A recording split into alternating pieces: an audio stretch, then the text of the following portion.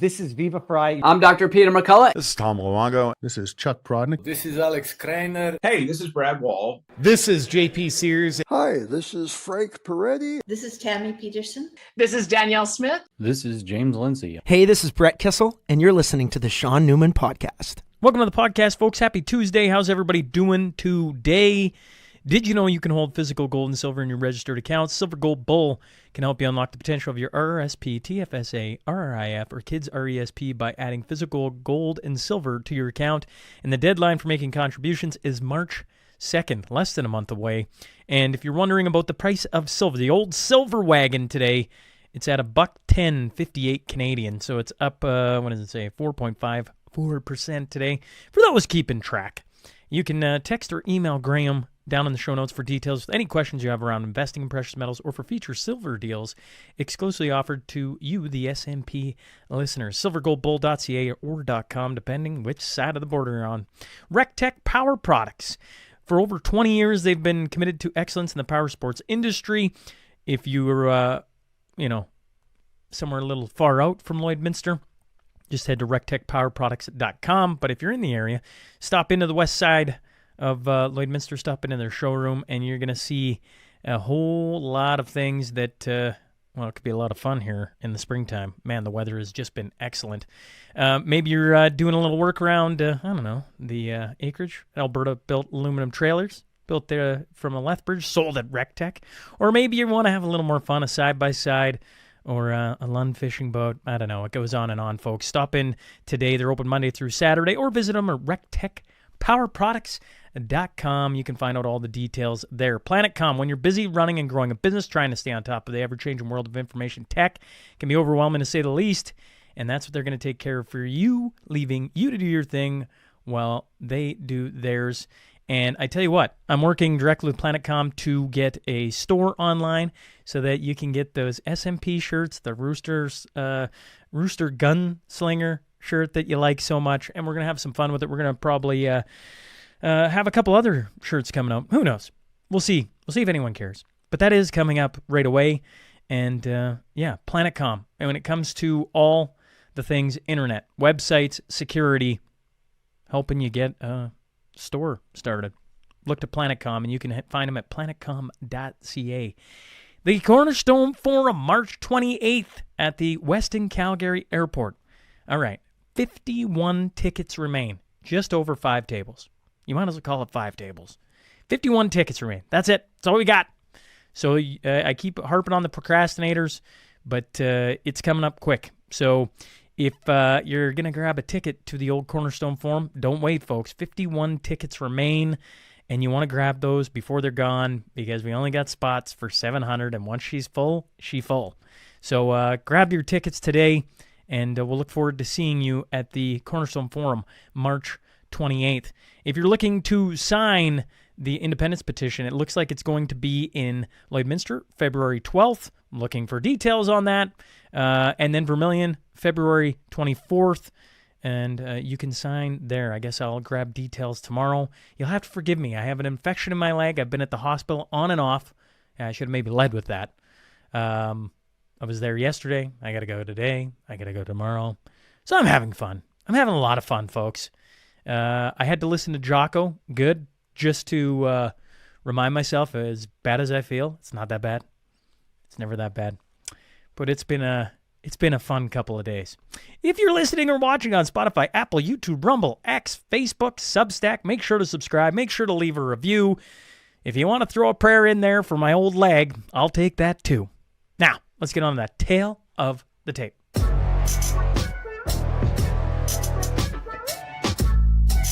Today's guest is a radio host, expat, who's lived in Russia for the past 20 years. I'm talking about Tim Kirby. So buckle up. Here we go.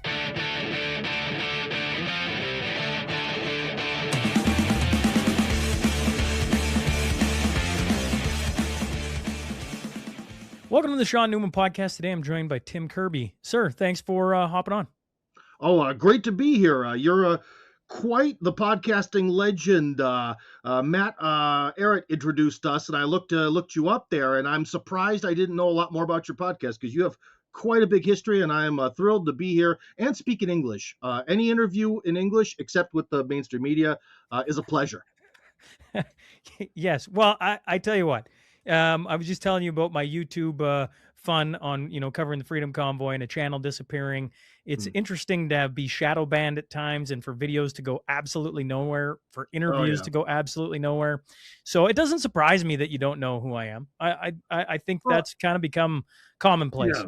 Well, yeah, I think we both share that. I had a channel on YouTube with 200,000 subscribers. That got banned for amorphous reasons. I got kicked off of Facebook because we think a child is using it, and it's such a deep ban that I've tried to make a new account on Instagram, because Facebook and Instagram are owned both by Meta. It knows who you are, so I've kind of given up. I'm over here. I try to focus my career more on building within the media within Russia. The only problem is that because I'm a foreigner, people always expect me to know what's going on over there and to have a presence over there. And to some extent, man, I've been banned basically everywhere except Telegram and Twitter. And so at this point, but I don't really like using Twitter very much. So at this point, it's kind of like I kind of just do it in order to have the kind of minimum in order to be foreign guy in Russia and be famous here or something like that, or influential. But supposedly, man, you never know. People sometimes come out of the woodworks and thank me all the time, and I have no idea how they get any of my content. Zero idea. Well, Tim, for the listener hopping on today, tell us a bit about your story, how you end up in Russia. And I don't know. I don't know how long or short you want to go, but, there's a ton of people that obviously have no idea who you are because they can't find you. So tell them a little bit about yourself. Well, we're going to go on the short end because anyone who moves to Russia who is a Western foreigner is going to have to answer the question, why did you move to Russia once every 3 days, sometimes more often? In fact, I even wrote a book in Russian that's called Why I Moved to Russia, just because I started to want to just give people the link and also make money off it. Here's the link. Pay me a couple hundred rubles and everyone's happy, right? But for you guys, it's free. Essentially, some bad things happened to me during the process of high school. Some things that were definitely not in line with the U.S. Constitution there. And I also had a sort of crisis of identity, as I'm from the hood, baby. And, as a white guy in the hood, you don't have many prospects, and you'll always be an outsider and be hated there. But white picket fence America didn't really seem to suit me very much because I grew up with all black people, and I sort of, in some ways, have their attitudes towards a lot of things in life. And when I was a teenager, I went to visit my relatives who still lived at that time in Poland, in Eastern Europe. And I went there, and I was only there for a few weeks, and I was like, wow, my life is so much more interesting and better here. I don't care if people are poorer. This is probably the way I want to go. And then later on, I joined the U.S. Peace Corps. I served in Kazakhstan for 2 years. That's where I learned to speak Russian. And I moved to Moscow and got a job in the video game industry, actually. Became popular on YouTube when YouTube was very young. And then I shifted over from video games to the media. Although, to be honest, there's not that much of a difference between video games and media. It's all media, baby. So, how long you been in Russia? 20 years. So walk me through Russia. Yeah. Because I've been saying this a lot. Different guys, when me and Matt started talking about you, I'm like, I'm starting to begin to think everything I've been told about Russia, where it sits today, not 50 years ago, but Russia today is completely different than what I'm told. I'm told if I go to, I'm paraphrasing, and I'm maybe a touch hyperbolic, that if I show up on the border of Russia, I'm going to be arrested and thrown in the gulag and everything else. And the more I talk to people that have been there, it seems like it's almost one of the most welcoming places on the planet currently. Mm-hmm. Where does it fall in there over the last 20 years? Like, you're a guy who's traveled the country, seen it. It's not a matter of 20 years. All information about Russia that's written in English is generally wrong, and it's lies compounded upon lies. If we go back to the Crimean War, that's when the British Empire really started to crank up the anti-Russian propaganda. Why? Because after the Russians defeated Napoleon, it kind of looked from England's standpoint that the opposite might happen, that Russia is really going to be like the next thing that might actually sweep through Europe and take the whole damn thing. And so they immediately created, with the very, this is at sort of the very dawn of media in a lot of ways, this anti-Russian campaign, and they sort of laid the foundation for the Russophobic worldview, where if you speak English, again, all information you get about Russia from every history textbook, every website, pretty much everywhere, is all either partially lies, complete lies, or is just manipulated in order to make the country seem bad. So this extends to the Soviet Union, it extends to the Russian Empire, it includes the current Russia, that there is really no easily accessible English language information about Russia that Russians themselves would say is even close to true. Thus, every person who is some sort of Sovietologist or Russia specialist from every university is raised on that false information, which leads them to having these, bad information in, bad output out. It leads to that syndrome. But the syndrome has existed for now almost, 200 years. So you got the Russia-Ukraine war. Yeah. Okay. Now, I've been interviewing a ton of people who talk about Russia in a, I would say, positive light, Tim. Just like they're trying to be like, that isn't true. That isn't true. That doesn't make sense. Look what Putin's doing over here, et cetera, et cetera. You're sitting in the country at war with all of NATO. Yeah. Right? Being provoked at every turn, corner, on and on it goes. Do Russians pay attention to that? Are they engaged? Like, you lived in the United States, right? Like, yeah, correct. Trump gets shot. I'm sitting in a hotel the morning after in Idaho, huge Republican state. And I'm looking around. Two of us knew what was going on. The rest were just nobody had a clue. So I'm curious about Russia, if they're engaged or if this is some power play by Putin and everything else. Right. Let me try to compare it this way. You know how there's sort of like a media cycle in the West? There's some sort of event and it's the biggest thing ever. For like a week. It's a tragedy. Yeah, all the NPCs get motivated. And then, maybe 3 to 4 to 5 months later, they switch over to the next tragedy, the next big issue. And you have this sort of eternally shifting sort of like over to the window of the attention of North America, right? In Russia, since the beginning of the Maidan protests, the beginning of them, the number one issue in the media has been the Ukraine situation. Be it during the Maidan revolution, color revolution, coup d'etat, be it after that, being the suffering of the people during the Donbass, being the beginning part of the special military operation, being up to this present day. That is news issue number one for over a decade. Over a decade. Sorry. Sometimes the numbers in my mind fizzle around. So they don't understand that over here in North America, people are not paying attention to this. Like, we put in all these rules, but if you were to walk around Canada, where I sit, the amount of people that know anything more than surface level, you go Ukraine, bad Russia, is very small. Very, very small.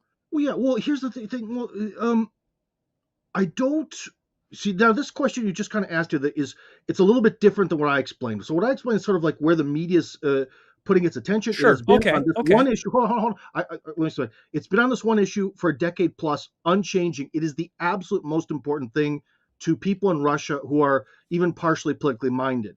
But now we're shifting over to the ability of the average person to really sort of participate in politics or be politically active. The thing is, throughout all human history and all human societies, the average person toils.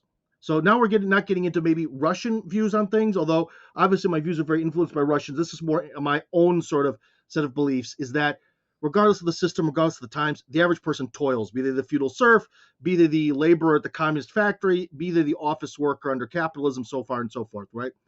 And so I think a lot of times when I talk to people in the West, we have this mythical illusion that there could ever be a time where everyone is somehow well versed in politics, really has a deep understanding of what's going on politically, really understands the nature of how things work. It's kind of like how if God came down and was like, Tim, I will not allow there to be any new technology unless you design it. Well, that'd be the death of technology, wouldn't it? Because I'm not an engineer. I'm not a math genius, right? And it's kind of the same thing. The average person is just not geared to understanding those mechanisms. It's a specialized knowledge in the same way that I'm not the next super engineer or physicist or mathematician or so on and so forth. People are a bit more specialized, and that's the way it goes. And if you look throughout history, there's never been a time where the average person really understood what politics are going on. So, sorry, it's a little bit of a Russian pessimism there, but that's the way I see it. No, this mythical illusion. Yeah. That's an And that's what I interesting. want to get into. I am also a very big sort of critic of democracy as a concept. Someone would say, "Oh, that's because you're evil. You're part of the Putin autocracy." No, Putin loves talking about democracy, but it's a really flawed concept that just doesn't really have a replacement yet, or maybe ever. But we could even have maybe even democratic-like systems, but we could really change the wording of them to make them more truthful. But we're never going to do that. So, not during my lifetime. We'll walk.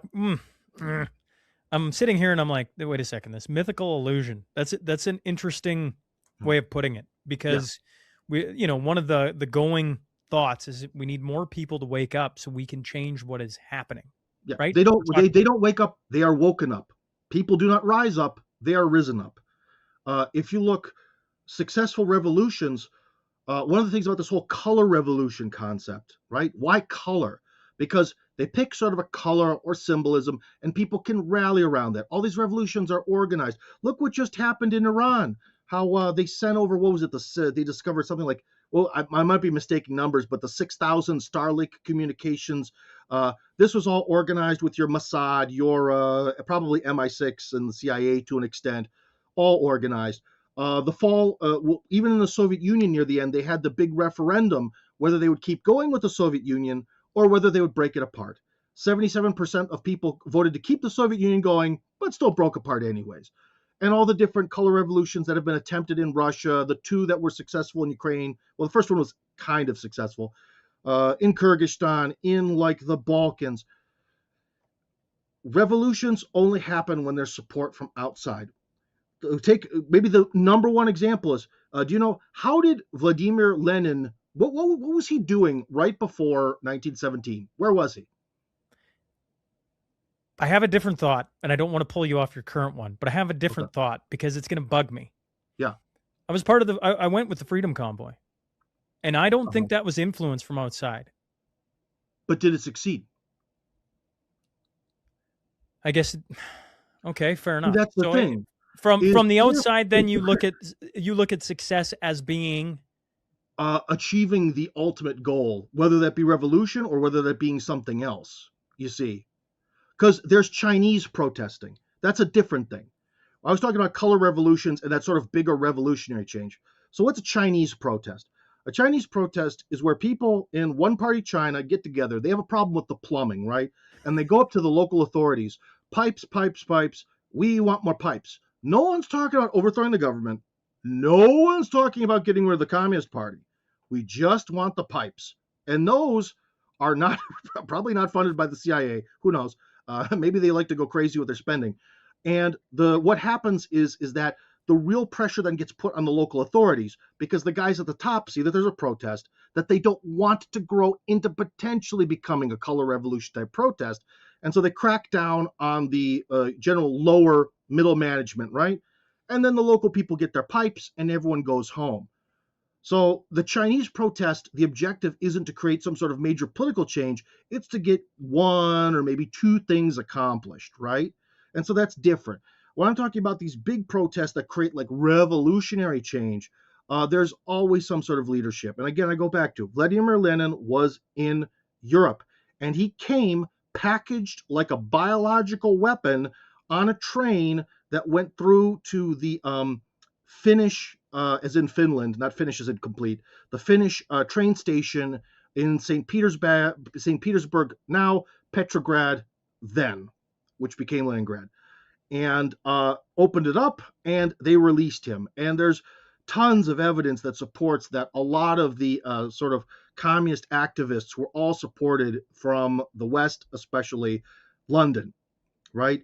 That's how you achieve a revolution, is with that kind of backing, organization. It's kind of like, why were the medieval knights always able to crush any peasant uprising? Because the peasants were disorganized. A few dozen knights show up, and no one knows what to do against thousands of peasants. There's no organization. As soon as you get people who are organized to fight, even though the knights are very well trained and their equipment is excellent, 1,000 guys, if they're organized, you're not going to be able to stop them with 24 guys on horses. Just in pure numbers, they could drown them in their blood. And that's the thing that in the West people have to understand, is that, it's also sort of ego thing. We, you and me, because we're not part of the elite, we're normal people. We, like our ancestors, throughout every political system that's ever existed and every political system that ever will exist, we toil. We are the masses, right? And we are led. And it's our choice to more or less attach ourselves to the best leaders, rather than be arrogant enough to think that, oh, I am so enlightened, I am going to make the change by standing by McDonald's holding a sign.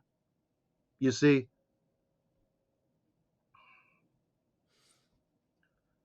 And again, these are my personal views on politics, not particularly Russian views, just to be clear. They're different.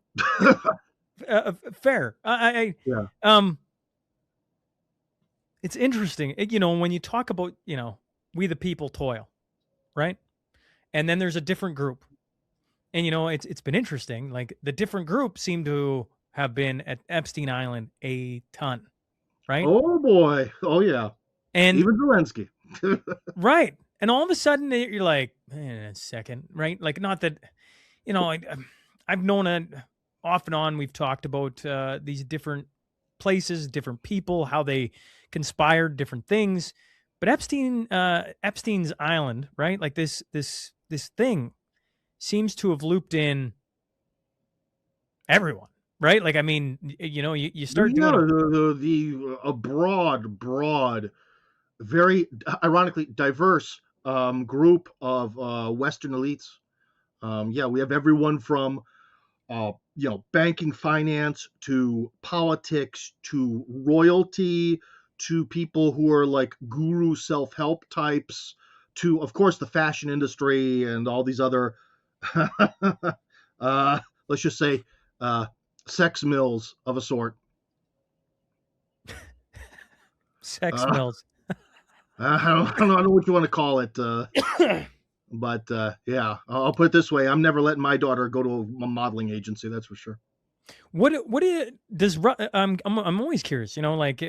Does Epstein, that entire thing, does it penetrate further out than North America? Right? 100%. It is. I would say the war in Ukraine is topic number one, as always. Yes. Topic number two, the Epstein files.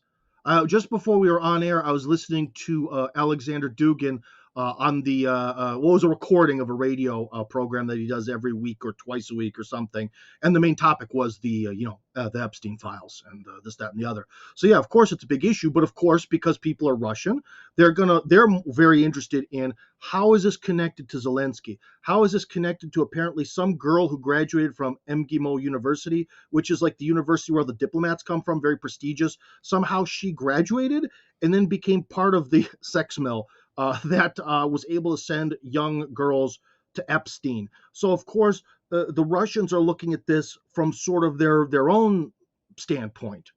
But also, you have to remember that people like, let's just take him because he's number one, is Alex Jones is very well known here.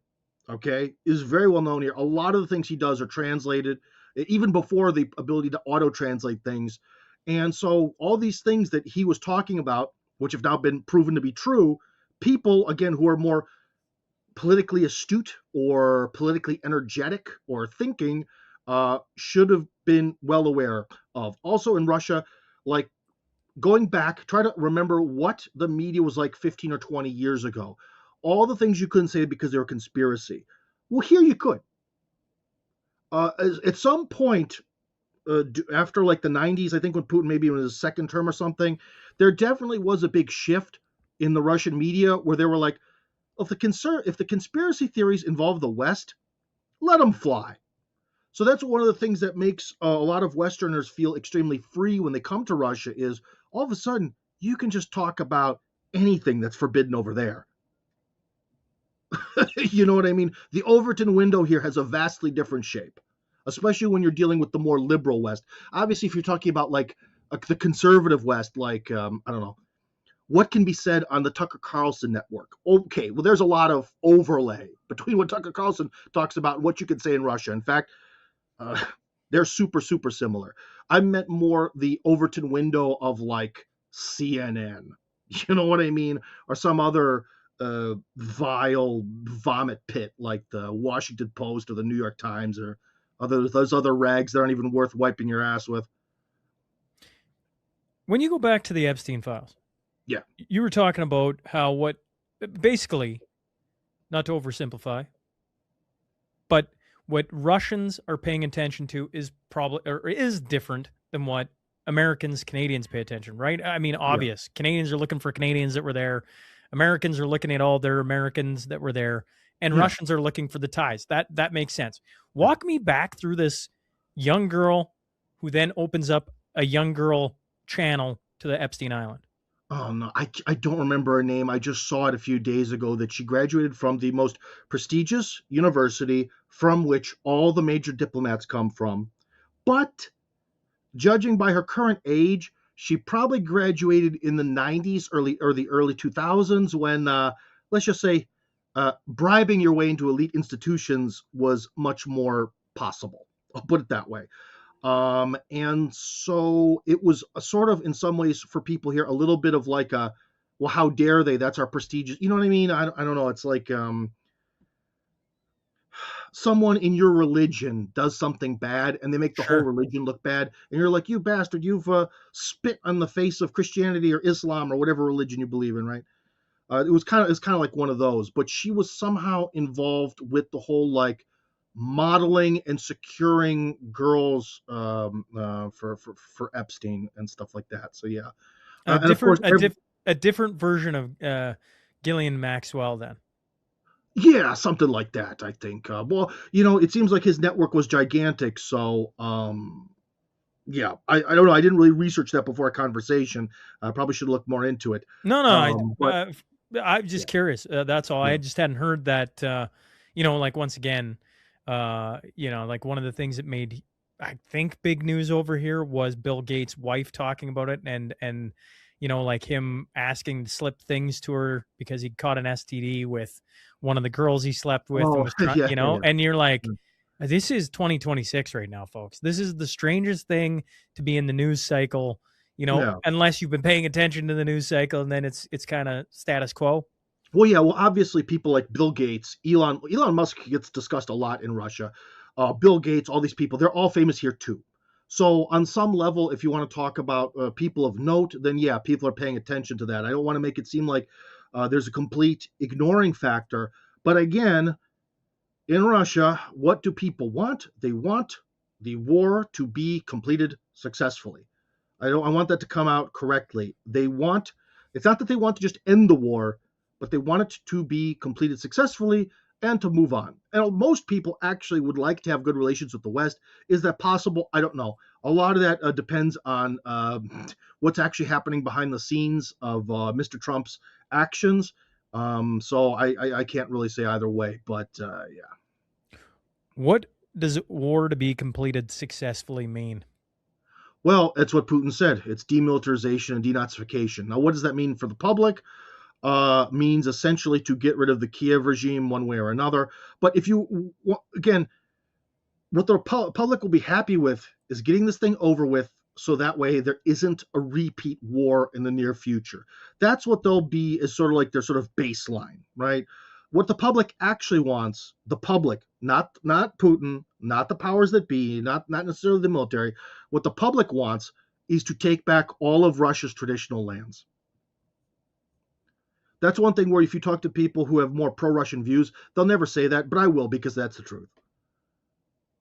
It's the Russian public that talks about, let's take Odessa, because if we don't take Odessa, the next war is going to be in Moldova. You don't hear Putin talk about that.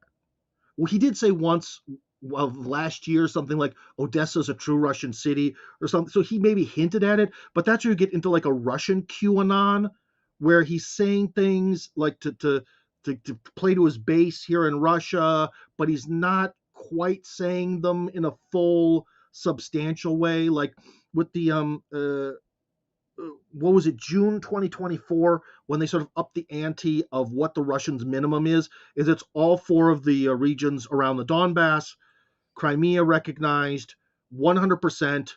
That's our bare minimum. That's the negotiating start point. Well, now they've been threatening that in the near future, that start point is going to be now different, because after there was the attack in Kursk, the Russians have been talking about the necessity for a buffer zone. They invaded us, they attacked Kursk, they massacred our civilians. We get to have a buffer zone. But the distance between that part of the Russian border and cities like Sumy and Kharkov and so on and so forth, it's actually not that big. Like, I think the distance from the Russian border to Kharkov is something like 40 kilometers. And the buffer zone that I've heard talked about is they want 100 kilometers. So essentially, the entire northern part of Ukraine that used to belong to Russia for century upon century, there's a political will, a political logic, and public support for taking. And when it comes to Odessa, it's a little bit of a different story, but I think everyone knows that that is necessary, because if they don't, not just the Russian public, but I also believe, because I know so many people from Moldova, that Moldova's next. It's going to be the next one. It's just not going to be as successful for the evil vampiric forces around Jeffrey Epstein as the war in Ukraine. The war in Ukraine was the perfect culmination of decades of work to create this nightmare for the Russians, because the policies about the Russian language and repressing local Russians, this, that, the other, those policies have been mirrored in every former Soviet republic, in all of them, to one extent or another. It's just only in Ukraine did they have that large population at a time with the pro-Nazi views and that sort of, I don't know how to put it, ironically, the Russian attitude towards war, that they kind of like fighting. It was essentially the perfect storm of that. But the European politicians, more than anyone, definitely wanted this to carry over at some point in Moldova. That's ready to blow, except the Moldovans are not particularly bloodthirsty and not particularly interested in Nazifying themselves. So I think that that's kind of, there's not the ideological component, even if there is the EU influence, Soros money, sort of MI6 way of doing things going on over there, especially under Maya Sandu, who may or may not have illegally come to power during the last elections. She did also imprison the previous president, who I've actually met in person, but he was released later. I think the leader of Gagauzia, which is like a sub-republic within Moldova, I believe she is still imprisoned or under house arrest. So again, we're talking about liberal freedoms. We come to power, we arrest all of our enemies because of their pro-Russian views. They're all Putin agents. So if these Gagauzians, at any point in time, what I mean to say is at any point in time, someone from the darkness of the West could pay someone in Moldova to do some sort of false flag spark thing to make all the Gagauzians get riled up, or the Russian troops in Pridnestrovia, or Transnistria, I'm sorry, that's what's called in English. And, here comes murder. But again, there's way less people, way less money, way less resources, and way less desire to fight in Moldova. But still powder keg, just a smaller powder keg.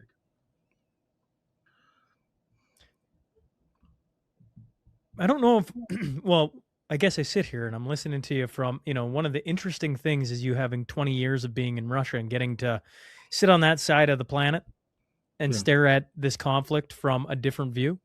Yeah. And then you rattle off a bunch of things. Like they like to fight. They do. They're ready to go. Well, yeah, And Russians lie about that. Russians, about one thing just to say is where Russians lie is they always talk about how do I put it, that they hate when people are aggressive and this that. But aggression settles everything in Russia. Like I just started because I have to create content. I watched that crappy TV show, the first episode of Ponies. It's called People of Non-Interest. It's about two widows of CIA agents in Moscow in the 70s. I don't think it's based on real events. But in the first episode, the one widow is like talking to this woman who sold her some bad eggs. They were like cracked, and she's being really polite and really trying to be whiny to get her to replace the eggs. The other woman, the other American widow, comes up and says, "Just tell her to go fuck herself." And the other woman, the nicer woman, reluctantly agrees, and that settles the thing. That settles it. And so it kind of always frustrates me how Russians don't even see in their own society that aggression settles everything in Russia. People who are really aggressive, are able to sort of like take from life, are the winners in Russian society. And people who are really passive tend to just get smushed.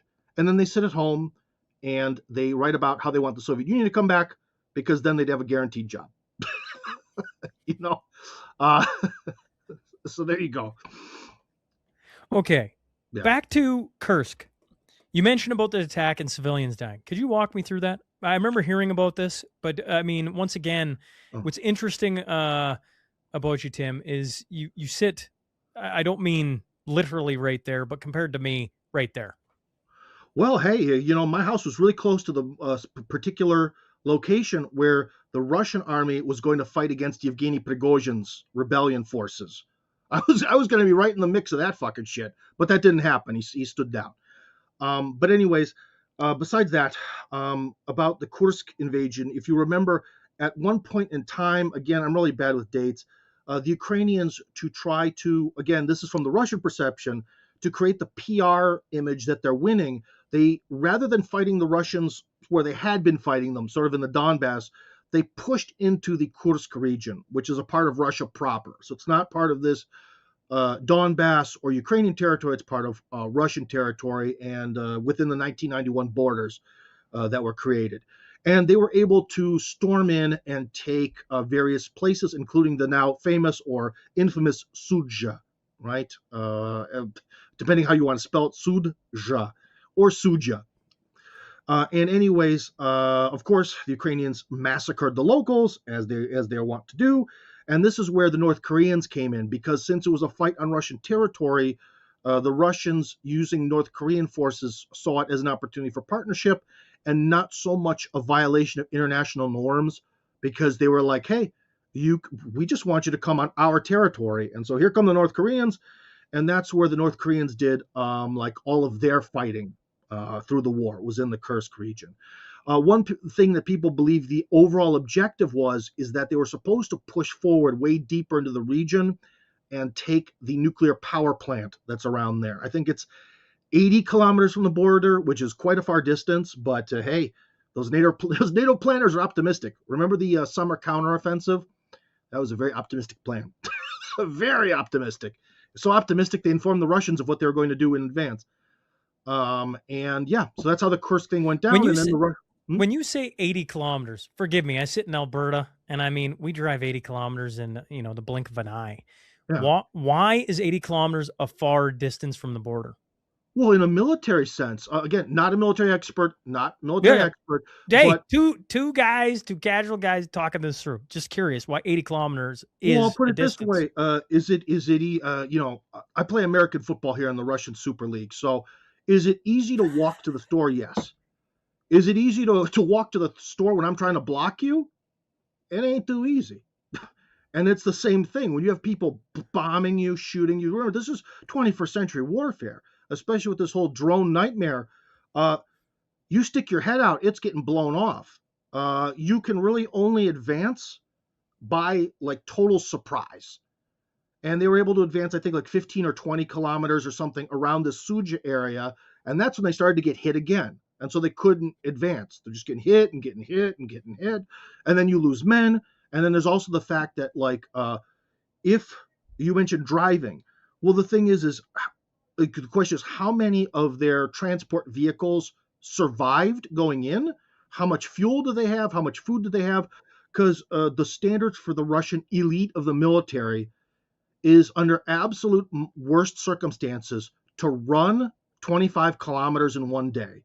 That's considered like a death march. So let's take half of that. Elite troops should go 12 and a half kilometers a day. So you're already at like the 6 day mark to get there. Well, that's 6 days of open walking or jogging. And do you have enough food for that? Especially because as you're jogging with however many pounds of equipment you have on, you're burning calories. The average Russian soldier eats more than 4,000 calories a day. So the question is, how much food can you physically carry? So a lot of it goes down to like logistics. Again, I don't know. There's this stuff called shpik that the Russian soldiers are given, which is like the most caloric thing in the universe. And I don't know like how many square inches of shpik you can carry on you before it becomes burdensome. You'd have to talk to someone who's more of an expert on that than I am. But it goes down to logistics. When you're talking about trying to get to the grocery store and having you block them, you sounded like a mob boss. How easy is it? How easy do you think it is? It's not that easy. And well, I don't know, forgive man. me. I've spent like the last decade once or twice a week continuing to develop the art of the block. So if I'm not good at it by now, I'm a moron. What you said you play American football in the Super League. Hey, hockey player on this end. Oh, I see. What is the Russian Super League American football? The Eastern European Super League of American Football is the sort of top teams in Russia, compete for the Russian Super Bowl. And I'm a little bit old, as you can see by the gray hair and stuff. So I'm no spring chicken. So I'm a second string player. We used to have a minor league team too. I started for the minor league team, but I'm second string on the major league team. American football here is a lot more popular than you'd think. You can even buy American football uniforms made here. Go Sanctions. I invite everyone to maybe find out more about it. I'd be happy to send you some links or some info. We would really like to expand our fan base. This year, we're going to be doing twice as many games. We're going to have like a full NCAA style schedule. In the past, you only have like 5 or 6 games, but now it's going to be like the NCAA, 10 games, then the playoffs. You have to forgive me on this side. We had like the Super Bowl just happened, and 3 young kids, a whole bunch of other things. And I think it was the fourth quarter before I realized it was actually happening. And I'm like, oh yeah, right. Super Bowl's happening. Oh yeah. Well, if your team's not playing, it's kind of like the same thing where people always expect me to know all the nuances of the NFL. I watch the NFL. I like watching the highlights to see the blocking. I love to see when you can see like he doesn't play anymore, but Jason Kelsey snap the ball, pull, and be the first guy to hit the linebacker. That's phenomenal. People don't understand how fast you have to be and also be over 300 pounds.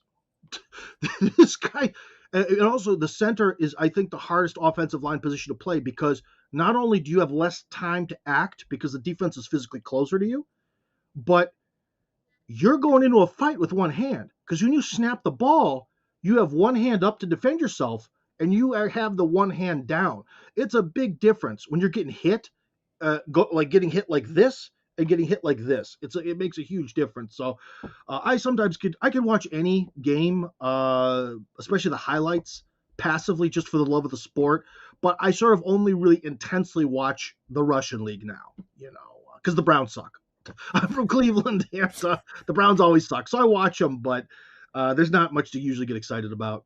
Like the good old Cleveland Browns. Yeah. You mentioned one thing, sanctions. And I guess I'm just going to tie it into, maybe I go back to your mythical illusion statement. Maybe it's a mythical illusion I have. Is there any way, when you look at the things like sanctions and war on your doorstep and on and on and on, that Trump, Putin can find a way to bridge the gap between two of the most powerful countries in the world, or is that an impossibility? Well, you make the supposition that it's the decision of two men to make. And I think from what we see around Trump, There's a lot of Trump himself is doing a lot of obfuscation. I don't think there's really anyone who should bet their life on knowing exactly what Trump is doing sort of behind the scenes at any particular moment. But you have all sorts of factions trying to bring him down, changing. Remember Russiagate. Remember you mentioned the bullet in his ear, which could have been caused by the Secret Service being maybe a little bit purposefully lackadaisical. To say the least. Yeah, the media attacks on every this, that, and the other front. Look what's happening. Trump promised, hey, I want to stop illegal immigration. We're going to throw these people out. What happens? Essentially, a sort of soft color revolution happening in Minnesota against him over and over. So the question is, can Trump really actually make that decision? I also think that some of the things related to like treaties and sanctions and all that have to get a vote from Congress. And Congress is not Trump. Trump respects strength. Trump likes people who are ballsy.